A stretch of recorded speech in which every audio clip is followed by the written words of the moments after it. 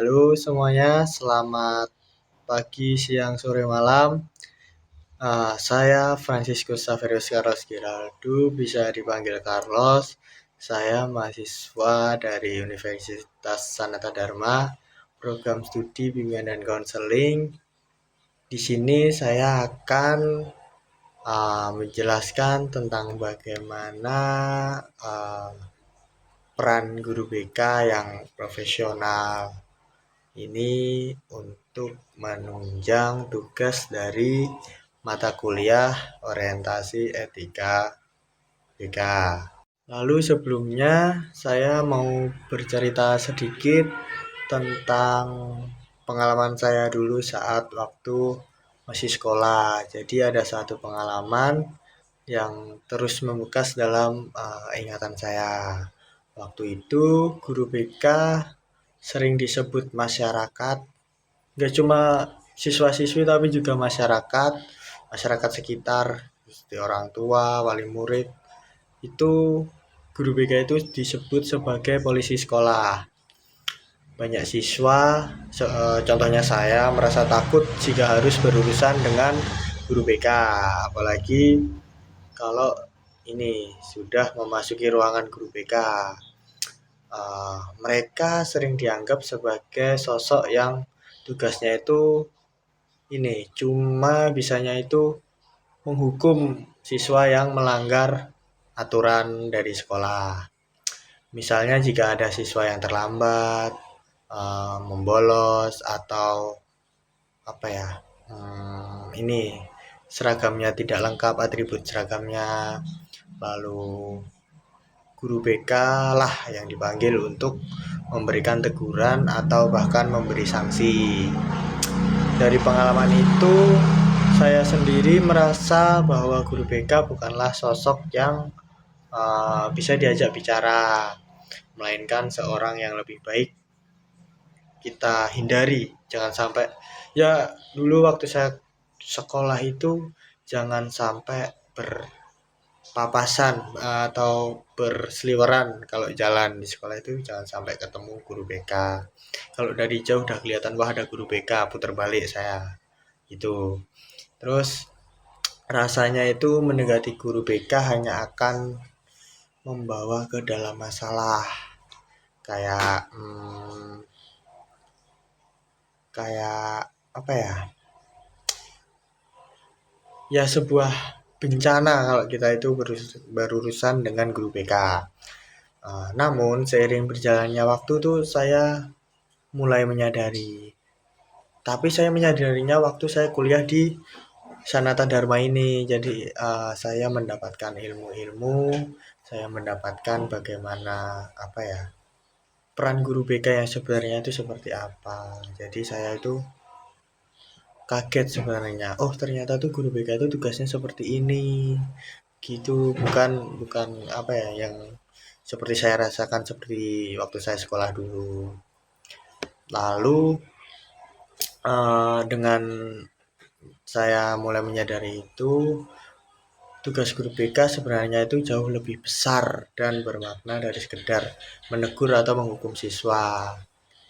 Ketika saya sudah memahami lebih jauh, ternyata peran guru BK adalah menjadi pendamping, pembimbing, dan penyemangat siswa. Guru BK itu ada untuk membantu siswa menghadapi berbagai tantangan, baik itu masalah akademik, sosial, maupun emosional. Misalnya ketika apa ya, ketika ada seorang siswa yang sering menyendiri di kelas, kayak apa ya, mungkin introvert. Jadi kalau ada siswa yang menyendiri di kelas atau mungkin introvert ya, ya guru BK itu tidak seharusnya langsung mengejudge atau menilai uh, kalau siswa itu tidak mau bergaul gitu atau menutup diri. Sebaliknya mereka itu harusnya mencari tahu alasan di balik perilaku tersebut. Mengapa dia menutup diri, mengapa dia tidak mau uh, apa ya, bergabung bersama teman-teman dan memilih untuk menyendiri di kelas. Apakah siswa itu sedang merasa cemas, apakah ada masalah di rumah, atau mungkin dia pernah mengalami pengalaman buruk yang membuat uh, dia itu takut bersosialisasi dengan lingkungan di sekolahnya atau bersama teman-temannya. Nah, dengan mendekati siswa secara personal dan menunjukkan care atau kepedulian kita sebagai guru BK, itu dapat membantu siswa tersebut merasa lebih di apa ya, kayak diterima gitu loh, dan dihargai. Ketika siswa merasa dipahami, mereka itu akan mudah terbuka atau percaya dengan kita, bahkan mungkin bisa bercerita kenapa dia seperti itu. Nah, guru BK dia tuh kayak menganggapnya tuh guru BK adalah seorang yang ada untuk mendukung mereka, bukan menghukum seperti yang sudahlah ya stigma orang-orang terhadap guru BK. Untuk bisa menjalankan peran ini dengan baik, guru BK juga harus memiliki kompetensi yang profesional. Salah satunya adalah kemampuan pedagogik, yaitu memahami kebutuhan siswa secara menyeluruh. Guru BK juga harus memiliki empati yang tinggi dan kepribadian yang stabil. Mereka harus sabar dalam menghadapi berbagai karakter siswa. Kan siswa itu kan karakternya berbeda-beda. Ada yang suka bercerita, ada yang suka memendam masalahnya sendiri, termasuk yang sedang marah atau frustasi. Misalnya jika ada seorang siswa nih, dia itu kenapa ya? Eh, ada kecewa gitu aja. Dia tuh lagi kecewa karena gagal masuk tim olahraga. Guru BK itu seharusnya menjadi tempat bagi siswa itu untuk meluapkan emosinya dengan mendengarkan dan memberikan motivasi. Guru BK bisa membantu siswa bangkit dari rasa kecewa. Di era modern seperti sekarang atau banyak yang kita sebut sebagai Gen Z, guru BK juga harus memiliki literasi digital. Teknologi bisa menjadi alat yang sangat berguna untuk mendekatkan guru BK dengan siswa. Misalnya jika ada siswa yang merasa malu untuk berbicara langsung, guru BK bisa menyediakan layanan konsultasi secara daring melalui aplikasi chatting atau video call atau yang sudah kita sebut itu seperti cyber counseling. Dengan cara ini, siswa itu tetap bisa mendapatkan dukungan meski tidak bertemu secara tatap muka, karena siswanya tadi yang merasa malu untuk berbicara secara langsung. Untuk stigma polisi sekolah yang sudah kita bicarakan tadi, pengalaman saya di sekolah dulu membuat saya sadar betapa pentingnya mengubah stigma polisi sekolah itu, yang dimana guru BK itu seharusnya tidak lagi dilihat sebagai polisi sekolah yang hanya fokus pada hukuman. Sebaliknya, mereka harus menjadi sahabat siswa, seseorang yang selalu siap mendukung dan mendengarkan tanpa menghakimi. Misalnya ketika ada siswa atau siswi yang terlambat datang ke sekolah, guru BK bisa mengajak siswa itu berbicara terlebih dahulu secara santai untuk mencari tahu penyebabnya. Mungkin siswa itu merasa stres karena tekanan belajar, atau mungkin ada masalah di rumah yang membuatnya sulit bangun pagi, atau mungkin ada masalah atau kendala yang ia alami selama perjalanan berangkat ke sekolah. Dengan pendekatan yang lebih empati seperti yang sudah saya jelaskan barusan, guru BK itu bisa membantu siswa menemukan solusi tanpa membuat mereka merasa dihakimi. Guru BK juga harus aktif membangun reputasi positif di mata siswa. Salah satu caranya adalah dengan membuat program seperti apa ya, seperti apa ya, yang yang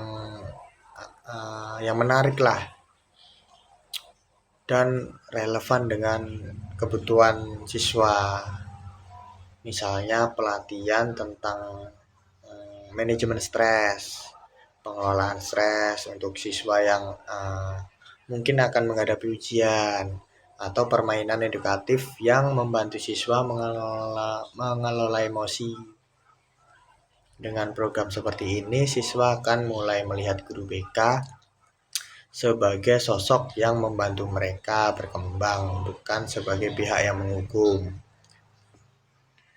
Jadi setelah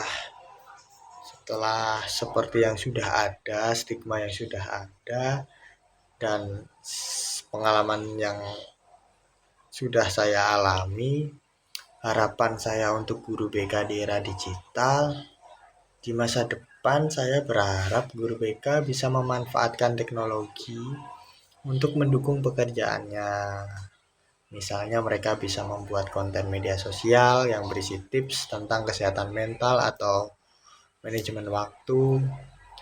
Mungkin dengan cara ini guru BK bisa lebih dekat dengan siswa yang bisa kita katakan itu Gen Z gitu, dan Gen Alpha yang lebih akrab dengan dunia digital.